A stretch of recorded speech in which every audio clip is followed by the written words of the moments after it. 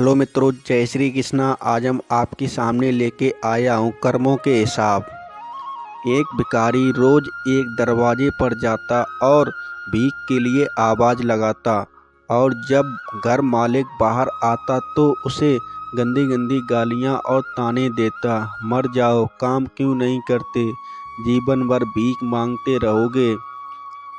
कभी कभी गुस्से में उसे धकेल भी देता, पर भिखारी बस इतना ही कहता, ईश्वर तुम्हारे पापों को क्षमा करे। एक दिन सेठ बड़े गुस्से में था, शायद व्यापार में घाटा हुआ था, तो भिखारी उसी वक्त भीख मांगने आ गया। सेठ ने आओ देखा ना ताओ, सीधा उसे पत्थर से दे मारा। भिखारी के सर से खून बहने लगा। फिर भी उसने सेठ से कहा, ईश्वर तुम्हारे पापों को क्षमा करे, और वहाँ से जाने लगा। सेठ का थोड़ा गुस्सा कम हुआ तो वहाँ सोचने लगा, मैंने उसे पत्थर भी मारा पर उसने बस दुआ ही दी, इसके पीछे क्या रहस्य है, जानना पड़ेगा।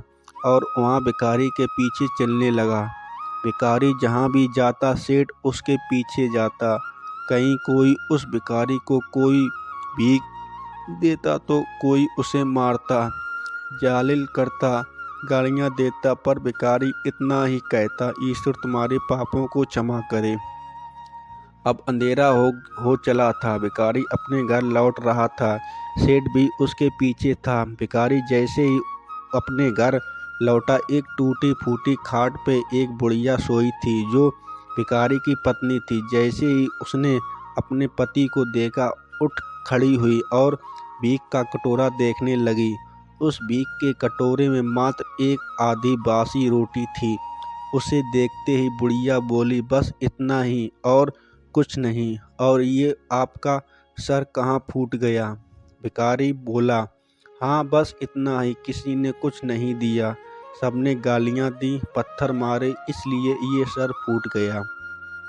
भिखारी ने सिर कहा, सब अपने ही पापों का परिणाम है। याद है ना तुम्हें, कुछ वर्षों पहले हम कितने रसोई हुआ करते थे, क्या नहीं था हमारे पास, बस हमने कभी दान नहीं दिया तुम्हें। वो अंधा भिखारी, बुढ़िया की आंखों में आंसू आ गए और उसने कहा, हाँ, कैसे हम उस अंधे भिखारी का मजाक उड़ाते थे, कैसे उसे रोटियों की जगह गाली कागज रख देते थे, कैसे हम उसे जालिल करते थे, कैसे हम उसे कभी कभी मार व धकेल देते थे। अब बुढ़िया ने कहा, हाँ सब याद है मुझे, कैसे मैंने भी उसे राह नहीं दिखाई, घर के बने नालों में गिरा दिया था। जब भी वहाँ रोटियाँ मांगता मैंने उसे गालियाँ दी, एक बार तो उसका कटोरा फेंक दिया। और वो अंधा भिखारी हमेशा कहता है, तुम्हारे पापों का हिसाब ईश्वर करेगा, मैं नहीं। आज उस भिखारी की बद्दुआ और हाय हमें ले डूबी। फिर भिखारी ने कहा, पर मैं किसी की बद्दुआ नहीं देता, चाहे मेरे साथ कितनी भी जत्ती क्यों ना हो जाए। मेरे लब का हमेशा दुआ करती है, मैं उस नहीं चाहता हूँ कोई भी इतने बुरे दिन देखे।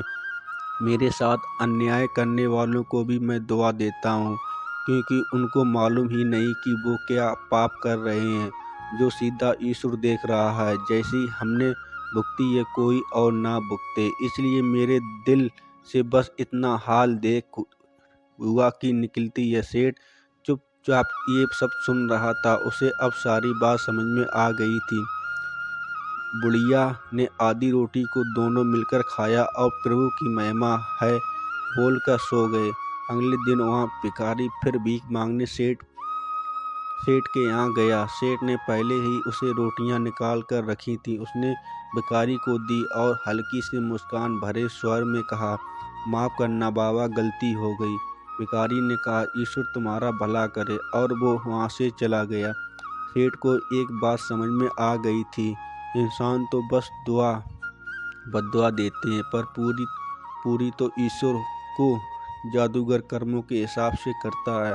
हो सके तो बस अच्छा करें, वो दिखता नहीं, वो क्या हुआ, सब कुछ हिसाब पक्का रहता है उसके पास। मित्रों, वीडियो अच्छा लगा हो तो वीडियो को लाइक करें, शेयर करें, चैनल को सब्सक्राइब कर लेना मित्रों। धन्यवाद। जय श्री कृष्ण।